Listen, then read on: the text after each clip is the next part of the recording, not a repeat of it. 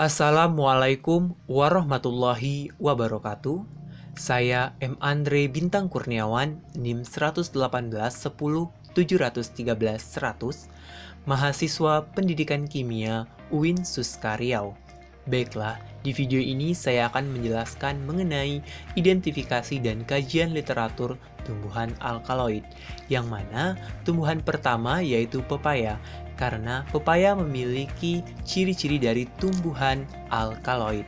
Kemudian yang kedua yaitu tanaman kelor, karena kelor juga memiliki ciri-ciri dari tumbuhan yang mengandung senyawa alkaloid.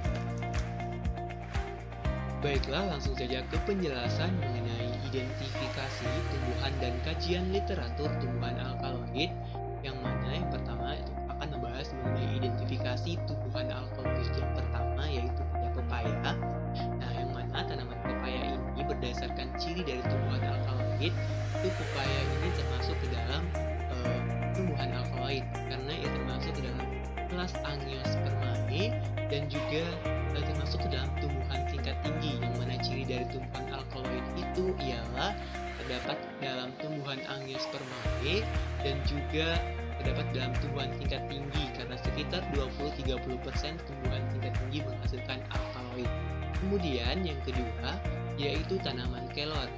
Nah, yang mana berdasarkan ciri-ciri dari tumbuhan alkaloid juga tanaman kelor termasuk ke dalam tumbuhan yang mengandung alkaloid karena termasuk ke dalam subdivisi Angiospermae dan juga termasuk ke dalam tanaman tingkat tinggi.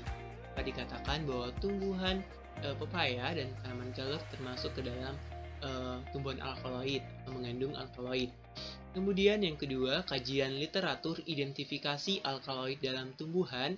Yang pertama tanaman pepaya, bahwa terdapat manfaat dan kandungan dalam tanaman pepaya ini, bahwa pepaya itu dapat digunakan dalam pengobatan tradisional, yang mana dalam ekstrak daun pepaya mengandung enzim papin dan alkaloid karpin, dan juga bahwa dalam daun pepaya ini mengandung alkaloid seperti karpin, karpainin, karposit, vitamin C, E, kolin, dan mengandung glukosianat. Dan juga daun pepaya sering digunakan untuk mengobati diabetes dan meningkatkan kontrol gula darah karena memiliki antioksidan kuat dan efek penurunan gula darah. Kemudian mengenai pengujian alkaloid. Nah, dalam penelitian itu dimulai dari beberapa tahap, yaitu pembuatan ekstrak daun pepaya, uji screening, fitokimia, isolasi alkaloid, dan uji aktivitas antibakteri, yang mana ekstrak kental daun pepaya yang diperoleh dari serbuk daun pepaya itu yang sudah dilakukan berbagai tahap maserasi dengan N-heksana, dan ampas itu dimaserasi dengan etanol.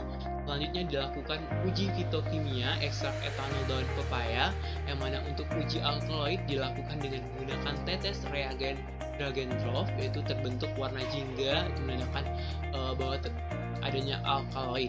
Dan hasil dari uji fitokimia ini didapatkan senyawa tanin, flavonoid, saponin, dan steroid, dan kemudian juga alkaloid.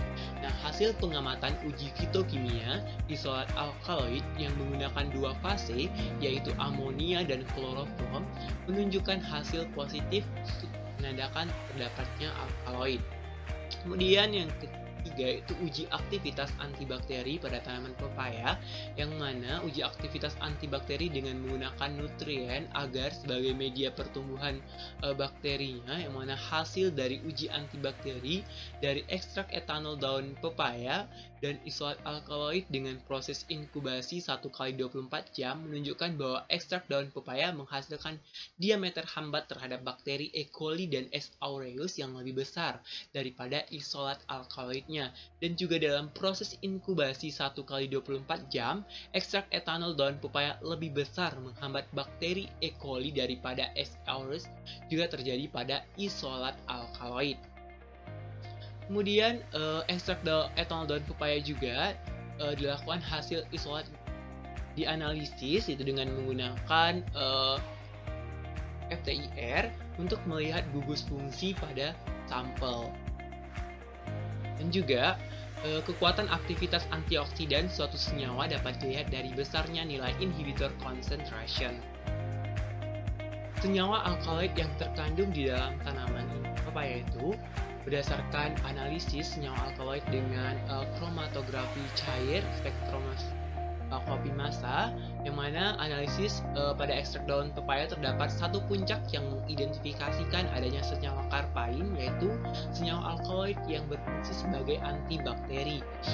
Kemudian kesimpulan, dalam daun pepaya terdapat senyawa aktif tanin, alkaloid, flavonoid, steroid, kapoin, dan senyawa alkaloid dari ekstrak etanol. Daun pepaya memiliki aktivitas antibakteri.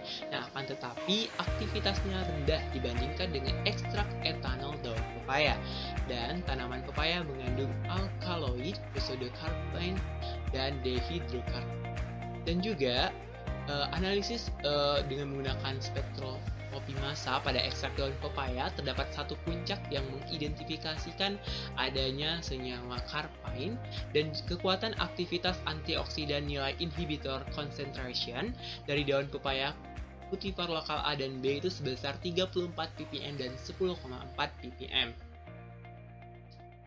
Kedua yaitu tanaman kelor atau Moringa oleifera, yang mana manfaat dan kandungan dalam tanaman ini biasanya digunakan sebagai bahan makanan maupun obat-obatan yang mengandung lebih dari 90 jenis nutrisi berupa vitamin esensial, mineral, asam amino, anti penuaan, dan anti-inflamasi.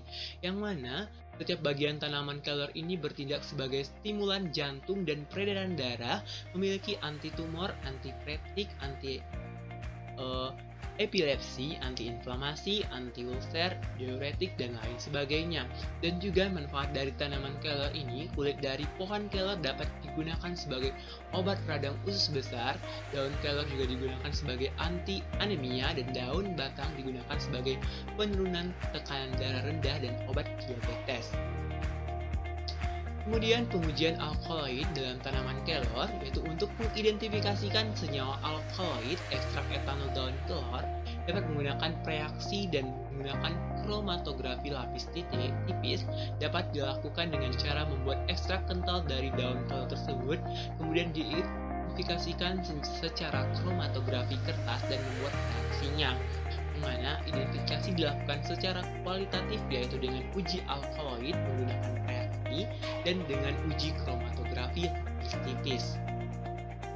Hasil identifikasi dari senyawa alkaloid ekstrak metanol daun kelor, yang mana dalam reaksi pelarut mayat tidak adanya endapan, kemudian juga dalam reaksi Dragendorf tidak ada endapan juga, dan sedangkan dalam pelarut terakhir yaitu Bouchardat dalam pengamatan terdapat endapan coklat. Hal ini sesuai dengan pustaka bahwa dapat dikatakan bahwa daun kelor itu terdapat alkaloid. Kemudian didukung dengan berdasarkan penelitian Susilo juga bahwa ekstrak perasan daun kelor mengandung alkaloid dibuktikan dengan adanya endapan pada penambahan reagen Wagner dan menghasilkan endapan coklat. Ini merupakan langkah-langkah.